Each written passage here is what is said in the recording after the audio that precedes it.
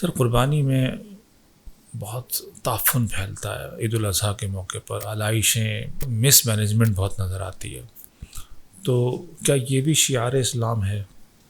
دیکھیں، یہ آپ نے بہت اہم بات کی اور میں سمجھتا ہوں کہ یہ مینجمنٹ کا قصور ہے. جی ظاہر ہے آپ کو پتہ ہے اتنا بڑا ایونٹ ہونے جا رہا ہے، جی، تو اس کے لیے مخصوص ایریاز بنائے جائیں اور مطلب ٹیموں کو متحرک کیا جائے. آپ کو پتہ ہے اتنے جانور شہر میں کٹتے ہیں، جی، تو یہ انتظامی معاملات ہیں. انتظامیہ کو چاہیے کہ وہ ان باتوں کا خیال کرے. دوسری طرف میں عوام الناس سے بھی گزارش کروں گا کہ جہاں آپ نے لاکھوں کا جانور خرید کر لائے چیزیں، وہیں مطلب 2-4 ہزار روپے آپ اس بات کے بھی رکھیں کہ جب قربانی ہو جائے تو میں نے صاف صفائی پہ ہی خرچ کرنا ہے.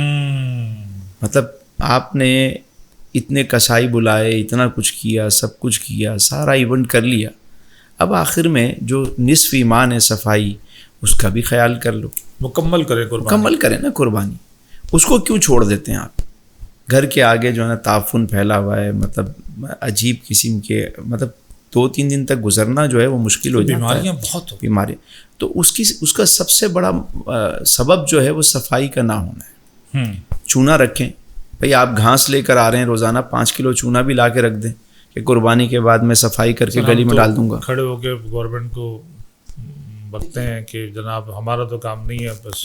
اچھا، گورنمنٹ نے بھی جہاں مخصوص ایریاز بنائے ہوتے ہیں، اگر کوئی نہیں آ رہا تو وہاں تک آلائش کو پہنچا دیا جائے، اور کچھ نہیں تو کم سے کم 2-4-5 کلو چونا ڈال دیں صفائی کر کے، تو اس سے کیا ہوتا ہے، وہ تعفن، وہ چیزیں ختم ہو جاتی ہیں.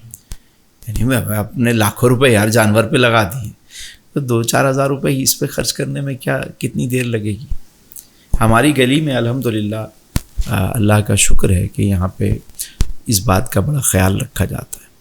اہل محلہ بہت اچھے ہیں کہ وہ سب مل کر جو ہے وہ، میں سمجھتا ہوں کہ اس بات کا ہر کوئی خیال کرتا ہے، اور مل جل کر اس معاملے میں اگر ایک کے یہاں صفائی ہو رہی ہوتی ہے تو دوسرا بھی اس میں شامل ہو جاتا ہے. کبھی کوئی بندہ اگر ہائر کیا تو مل کے سب نے اس کو پیسے دے دیے، پورا صاف کر لیا.